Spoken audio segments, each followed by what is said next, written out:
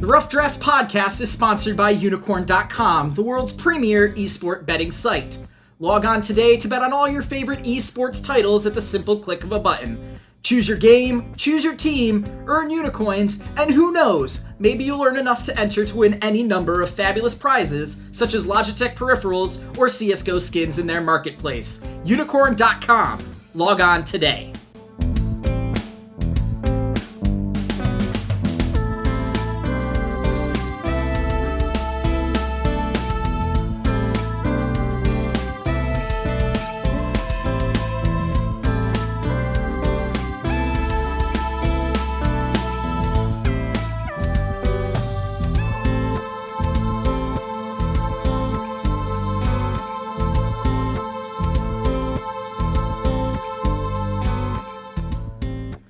Hello, Internet. This is Chase Retro King Wassenaar, free agent, head coach, and analyst, as well as a contributor at Slingshot Esports.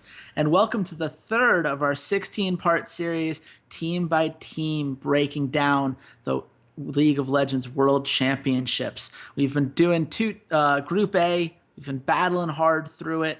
We've talked about the two favorite teams to get out of the region. And now we're going to talk about a team that, at the very least, I think they would win the coolest logo in the group competition. They've got Albus NoX Luna, a great name that translates into White Moon Knight, whatever that means. They've kind of got this Rengar vibe going on with the logo. I'm digging everything about the aesthetic, and I'm here now with Walter C80's Fedchuck to see if we can like anything about this team. So, Walter, how you doing, man?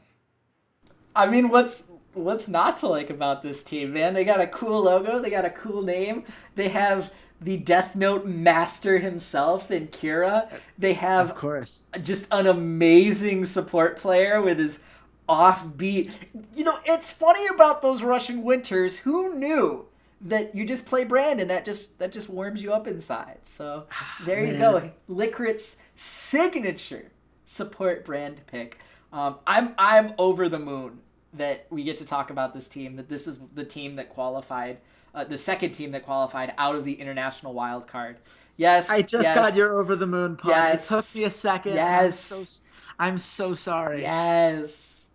I'm sorry to you for having the hesitation. I'm sorry to the internet that they had to hear it. I'm just sorry.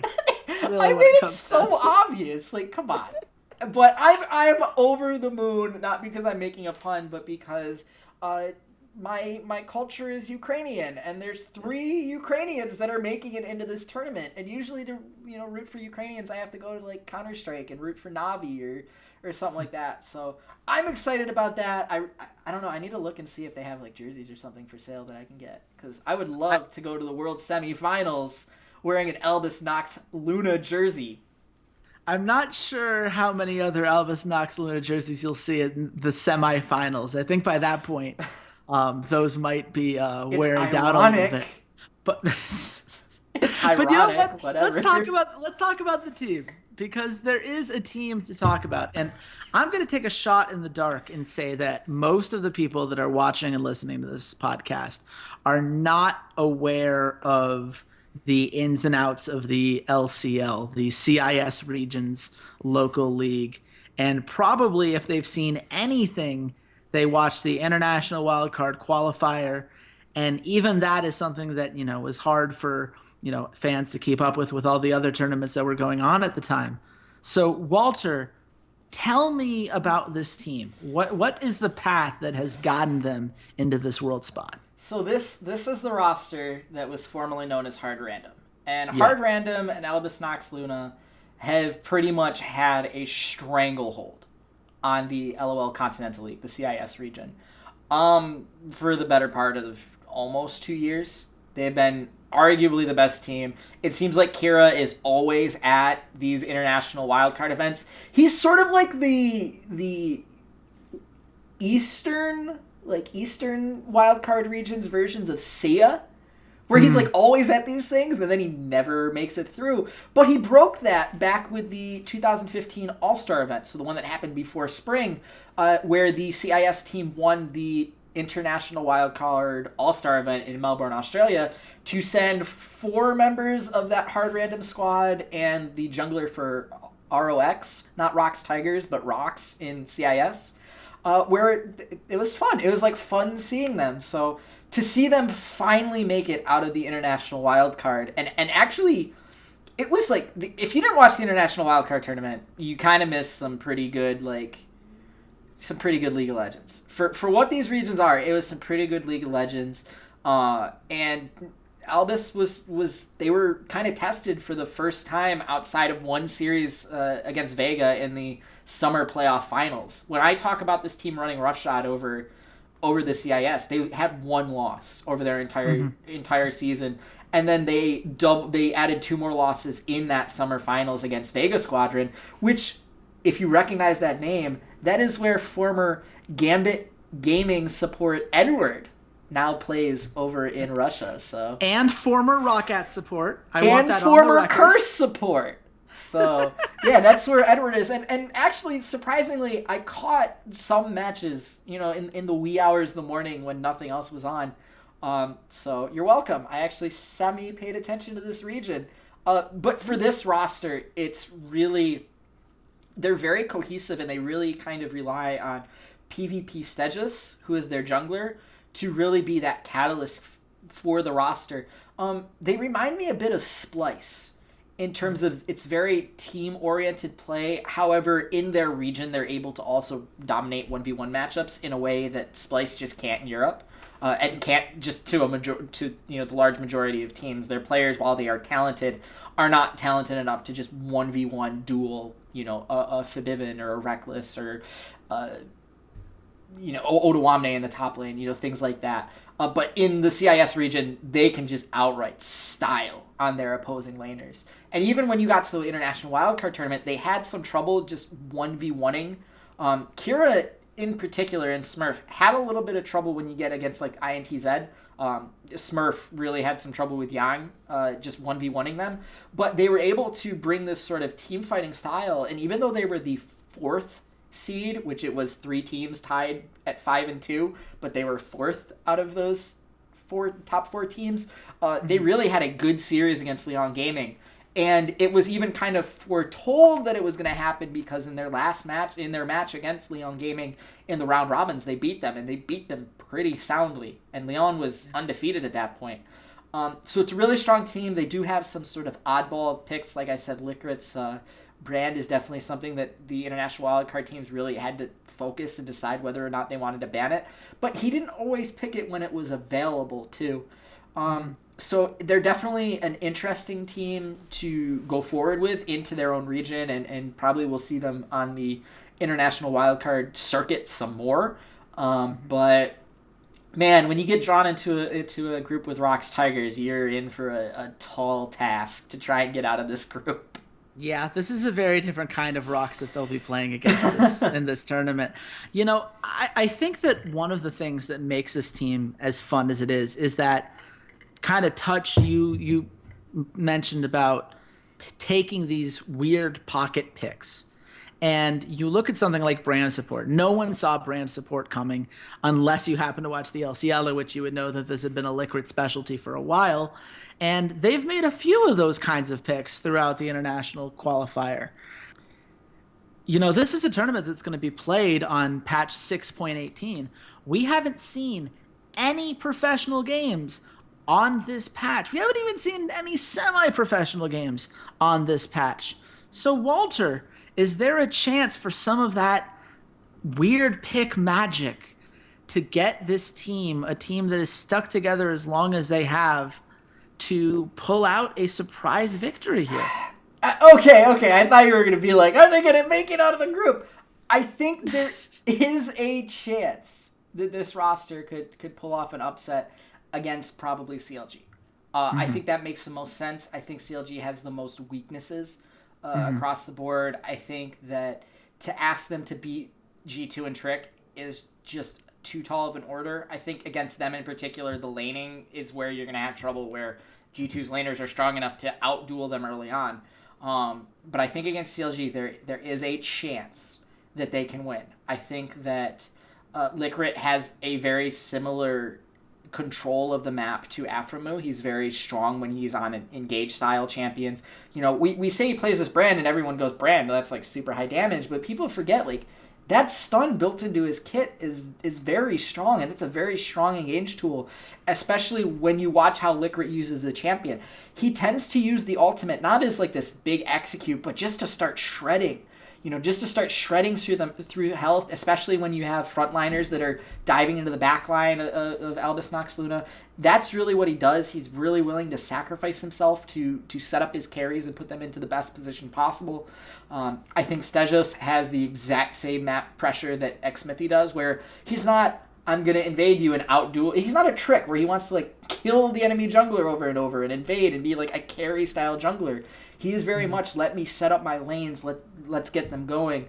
Kira versus Hui, despite the fact he's played better towards the end of the summer split, is still inconsistent, and Kira is a model of if you take one step forward, he is going to rip your entire arm out of its socket if he can. He's very good at that. And then the Smurf versus Darshan matchup is, we'll see. We'll see what version of Darshan shows up, and we'll talk about that a little bit later on the CLG version of this podcast. Yes. But yeah, are they going to make it out of groups? No. Even the most diehard gambler is not going to put $5 on Albus NoX Luna to make it out of groups. But yeah, there's a chance that they can beat a team, and I think that team is most likely going to be CLG. Yeah, I think that's fair. I think that this is a team that does have the ability to come together and play as a whole that is greater than the sum of some of these individual parts. As you mentioned before, they were able to dominate in the LCL single-handedly, but it was their team play that has gotten them here. And when you know how to play as a 5-man unit, it can make a big difference. And it allows you to be in games against teams that make some macro mistakes. But we can't talk all of this praise about Albus NoX Luna without looking at the other side of the coin. This is a team that has dropped games to teams that you could never imagine some of the rest of the teams in this group dropping games to. They are a wildcard team. Walter, what are the flaws when we're talking about this team 2 weeks from now? What are the things we're going to be pointing to and saying, yep, that's the wild card thing that they did that ended up costing them? They do make a lot of mistakes in macro rotational play that better teams will exploit. They are in an international wildcard region. I'm not joking when I say they've had a stranglehold on the Russian region, on the CIS region, for the better part of 2 years. I watched the final against Vegas Squadron, and it was just two teams that snowballed off of each other because they made a mistake, and it was which team could capitalize on that mistake first and get a lead and go from there. They're very aggressive in terms of their fighting early on, where they want to just fight. They're very much immortals in that regard, where they're not going to lose slowly. They're going to try and take it to you, and they're going to keep fighting you until you kill their Nexus. And if that's at 22 minutes, so be it. If they somehow hold out for an hour, so be it. They embody the Russian and the Eastern European spirit of we're going to fight to our dying breath. If you want a team out of these 16 that's going to sit in Leningrad and, fight their way through a historical battle, I want these 5 guys right here. But gameplay-wise, yeah, it's just a lot of mistakes. It comes from inexperience and other teams in their region not being able to capitalize on it. We saw it in the International Wildcard Tournament. Again, these teams they don't exploit mistakes the same way that other teams do. I even have problems watching Western, Europe and North America, where I see teams go, win a team fight, and it's like, go take Dragon. Go take Dragon. I will sit here and yell at my computer, why aren't you taking Dragon with like half health, half mana, 4 people dead on the other team, and they're like, let's just go farm. Like, those kind of mistakes are what happens here, where they leave objectives on the table, where they leave gold on the table, where they don't control their sideways appropriately, where they're trying to bait a Baron, but their bot lane is already at their inhibitor, threatening their Nexus towers. Like, you can't do stuff like that. Right. So And that's something that you see a lot with these kinds of international wildcard teams. And we're going to be saying some of the same things when we talk about the other international wildcard team at this tournament. It is a much it is easy to play a strong micro game. It is easy as an individual player because guess what? These guys are playing on the EU West ladder every day. yes. They're going up against the same pros, and a lot of them are in that challenger or at the very least Masters region. These are really, really good individual players. And the fact that you can see pocket picks like that brand shows that they have a great understanding of the game and how these pieces fit and how fights are supposed to work. But there's that next level of understanding. It's having, a guy that is that in-game leader that knows what to do and knows how to get the team to the next step. And the problem that I have when I look at Albus NoX Luna and whether they're going to win a game or not is that this is a team that I do not think can win if they're behind. I think that if they fall behind, I think teams will just snowball on them. And they're a team that I don't know if they do enough to keep winning.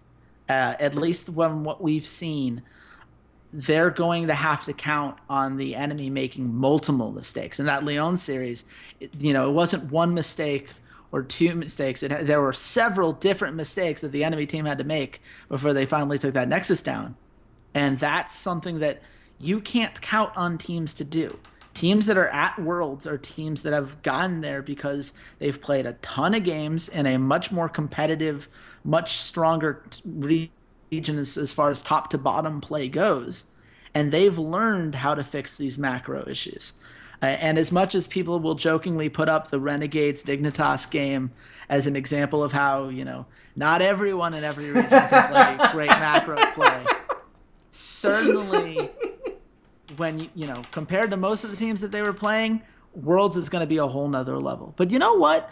I am still excited because this is a region that has not had a ton of time in the international spotlight. And I do believe that there are some players here that can individually shine. Walter, I'm not going to ask you to predict whether or not they're going to get out of groups. I think you can all agree on the ultimate fate of this team, whether they win 1 or 0 games is really all that's at play. Yeah. But is there one thing that you think people should really look out for as the bright spot in a group that will otherwise be a very challenging effort for this team? Well, Chase can't see this picture, but yeah, if you guys want like the next underground rock band, you want to follow Albus NoX Luna because Chase, you can't see this picture, but I'm going to describe it for you, and then you're going to watch this video later. Okay. It's the 5 of them in blue jeans and a shirt that says Albus NoX Luna, like their jerseys. And they're standing outside behind a building with what looks like construction-grade ventilation equipment behind them. It is about as nitty-gritty a grunge album cover as you could ever expect. Perfect. But no, the thing really to watch, I think, it's gonna revolve around Kira. He is the guy that, when we look at everything, he did very well in the 1v1 tournament at the 2015 All-Star event, which was just last fall. He's kind of been the guy that, maybe he can make it in Europe, we'll see. Maybe he's not a oddball pick. If we wanted to see a Russian team make it, like, this is a guy that's tried to make it into the European LCS a couple of times and now is settled into the CIS. This is my home region. This is where I'm going to be successful. He is the guy that you're going to see the 1v1 outplays from. Mm-hmm. And they're very calculated, but they are very quick. Like I said earlier, this is a guy where if you blink, you can miss him killing someone. So I love watching him play. Anytime I go, watching the Albus NoX Luna VODs, it's always fun to watch him play. It was great watching him play in the International Wildcard event. He is the best player on this team. And he's the best player on this team because they did an AMA on Reddit, actually. And someone asked him, what's it like playing on the CIS server, the Russian server? And he says, I don't know, I haven't played on it in 3 years.